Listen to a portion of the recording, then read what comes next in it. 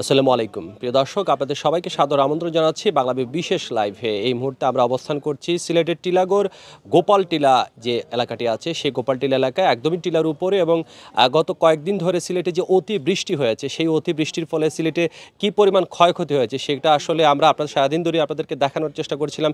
কিছুক্ষণ আগেই দেখানোর চেষ্টা করছিলাম যে থ্যাকারের যে টিলাটি আছে, এমসি কলেজের অধ্যক্ষের বাসভবনের পাশে যে টিলাটি, সেটি ধসে যাওয়ার চিত্র আপনাদেরকে দেখাচ্ছিলাম। এখন যে জায়গাটিতে আছি সেটি হচ্ছে গোপাল টিলা এলাকার যে গোপাল টিলার যে মূল গোপাল টিলাটি আছে, সেখানে আমরা এই জায়গাটিতে আছি। এবং এটি গত 2 দিনের বৃষ্টিতে কি পরিমাণ ধসের সম্মুখীন হয়েছে সেটা আসলে এই মুহূর্তে আপনারা স্ক্রিনেই দেখতে পাচ্ছেন। এবং এত খারাপ অবস্থা, বৃষ্টির পানির ঢলের কারণে এই টিলাটির অনেকটাই অংশ আসলে ধসের মুখে পড়েছে। এবং টিলার উপরে যে বাসা বাড়িগুলো আছে সেগুলো কিন্তু মারাত্মকভাবে এই মুহূর্তে ঝুঁকিপূর্ণ। দর্শক, আপনারা অবগত আছেন যে গত কয়েকদিন আগেই সিলেটের জৈন্তাপুরে একটি টিলা ধসে একটি পরিবারের 4জন মানুষ কিন্তু মারা গিয়েছিলেন, এবং সেই ঘটনা কিন্তু আলোড়ন সৃষ্টি করেছিল। এবং সিলেট শহরের মধ্যেই এ ধরনের একটি টিলা ধসের ব্যাপারটি, সেটা আসলে খুবই উদ্বেগজনক। আমাদের সাথে আছেন এই ওয়ার্ডের, যে ওয়ার্ডে আমরা অবস্থান করছি 20 নং ওয়ার্ড, সেই 20 নং ওয়ার্ডের কাউন্সিলর আজাদুর রহমান আজাদ ভাই। এই যে টিলা ধসের যে ব্যাপারটি ঘটেছে, আসলে এর থেকে উত্তরণের উপায় বা কী, বা এই বিষয়ে জানার পরে কী ধরনের পদক্ষেপ আপনারা নিয়েছেন? আপনাকে ধন্যবাদ। প্রথমত হলে উত্তরণের অনেক উপায় আছে, সেইটা এই মুহূর্তে বলা আমার মনে হয় একটু দীর্ঘ হয়ে যাবে। তবে এটা নিয়ে আরও আমি নাই, আমাদের যেটি অনেক অনেক অভিজ্ঞ লোক রয়েছেন, অভিজ্ঞতা সম্পূর্ণ মানুষ রয়েছেন, অভিজ্ঞতা নিয়ে এক্সপার্টিস রয়েছেন, তারাও সেটা বলতে পারেন। আমরা এই নিয়ে কাজ করি, সেই কাজের আলোকে যতটুকু বলতে পারি সেটাই বলতে পারি। আজকে আপনাকে জেনে রাখা ভালো, আপনাকে বলতেছি এই কারণেই, আপনি একটু আগে বলেছেন এমসি কলেজের প্রিন্সিপাল সাহেবের যে বাংলা যে থ্যাকারের টিলা, সেই টিলাও কিন্তু দেখেন এখানে এমসি কলেজের বাংলায় যে প্রিন্সিপাল সাহেবের যে বাংলো, সেইটা খুব সম্ভবত 1892 সালে এখানে তৈরি হয়েছে।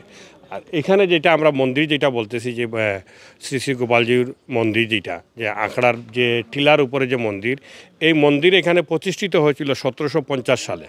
দ্যাট মিনস এত দীর্ঘ বছরের পরেও এখানে অনেক মানুষ জনবসতি হয়েছেন, এখন পর্যন্ত এই টিলার ধস এখন পর্যন্ত হয় নাই। এমসি কলেজের বাংলা যেভাবে টিলা ধস হয়েছে, ঠিক এমনিভাবে গতকালকে এই টিলাটাও ধস হয়েছে। এর কি কারণ কি না সেটা উপলব্ধি কিংবা সেটা বিচার বিশ্লেষণ করবেন অন্যান্যরা যারা এক্সপার্ট রয়েছে সেই। আমরা এখন বলতেছি এটা হলো গিয়ে আগে যেভাবে হোক আমাদের সিলেট সিটি কর্পোরেশন থেকে লোক এনে কিংবা যে কোনো উপায় হোক, এটা আগে যতটুকু পারা যায় এটা দেখানো সম্ভব করা যায়। কারণ আমার ডান দিকে একটা বিল্ডিং রয়েছে, দোতলা বিল্ডিং, এটার অবস্থা কি হবে কি না বোঝা যাইতেছে না, কীভাবে যদি ধস হয়। আরও আমার বাম দিকে ওনাদের অবস্থা খুবই প্রচণ্ড ধরনের অবস্থা খারাপ, কারণ টিলা ধসে গিয়ে ওনাদের যে রাস্তা, এই রাস্তা আপাতত এখন বন্ধ। ওনারা পিছন দিকে আরেকটি রাস্তা রয়েছে, সেই দিকে যাওয়া আসা করতেছেন। এই হলো গিয়ে একই অবস্থা। আমাদের ঠিক পিছনে আরও 3টি বাড়ির অবস্থা, এর চাইতে আপনি যেটা দেখতেছেন এর চাইতে আরও শোচনীয় অবস্থা। সুতরাং এইভাবে এখন আমাদের মাথায় এটাই নিতে হবে যে গতকালকে কিংবা গত 4-5 দিন ধরে আমাদের যে পরিমাণ বৃষ্টি হচ্ছে, আগামীতে আরও বেশি বৃষ্টি হতে পারে।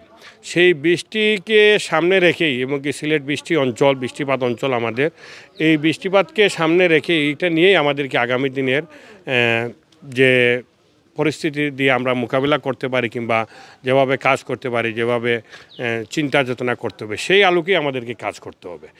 এখন এই মুহূর্তে আমাদের প্রয়োজন হলো গিয়ে এই মুহূর্তে আরও আবহাওয়া অধিদপ্তর যেটা বলতেছেন, যেটা আগামী বৃহস্পতিবার পর্যন্ত বৃষ্টি হবে, সেই বৃষ্টি আগামী বৃহস্পতিবার না, আমি বলবো এই বৃষ্টির সিজনটুকু আমরা কিভাবে আমাদের এই 4-5টি বিল্ডিং, 4-5টি ঘর কিংবা আমাদের উপরে যে আমাদের মন্দির যেটা করেছি আমরা, এই মন্দির প্রায় 2 কোটি টাকা খরচ করে অত্যন্ত সিলেট বিভাগের মধ্যে সবচেয়ে দৃষ্টিনন্দন একটি মন্দির আমরা করেছি।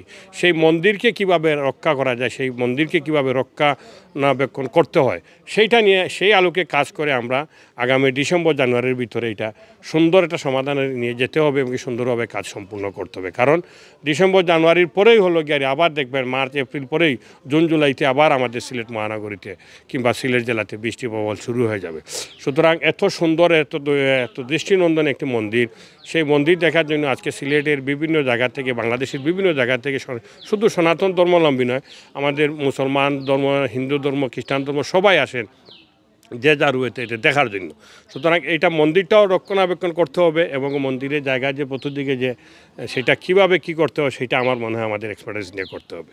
আপনাকে অসংখ্য ধন্যবাদ। ধন্যবাদ আজিদ ভাই। আমরা আসলে যে জায়গাটিতে আছি সেখানে লম্বা সিরিজ ছিল এবং আরও কথা শোনার চেষ্টা করব এখানকার। একটু যদি বলতেন আসলকার এইখানকার পরিস্থিতি এই মুহূর্তে।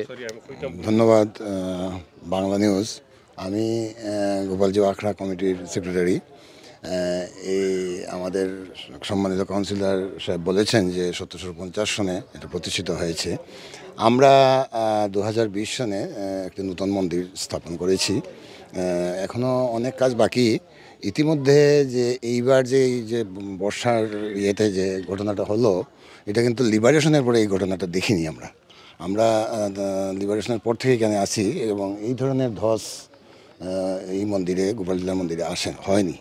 তো ঐতিহ্যবাহী মন্দির এখন তো যেভাবে এই যে ধস আপনারা দেখতে পাচ্ছেন, এতে তো আমরা শঙ্কিত যে মন্দিরটা আসলে টিকবে কিনা।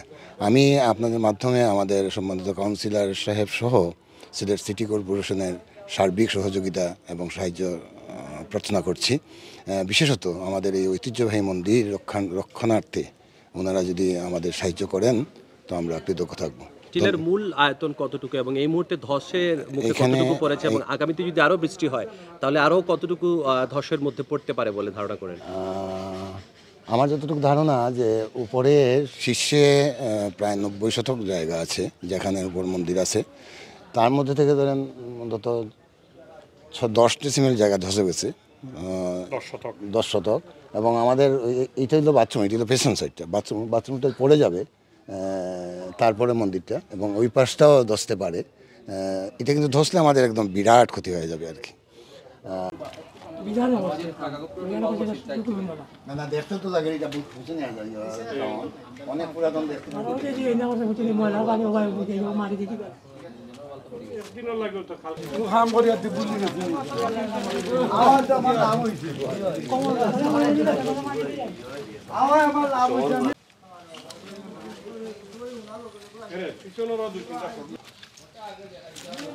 তো প্যাকেজ লাগানো হয়েছে আর কি।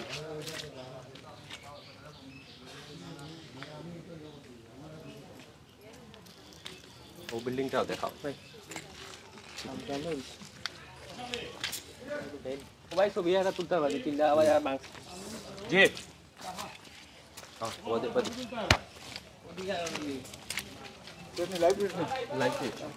লাইভ না লাইভ দিস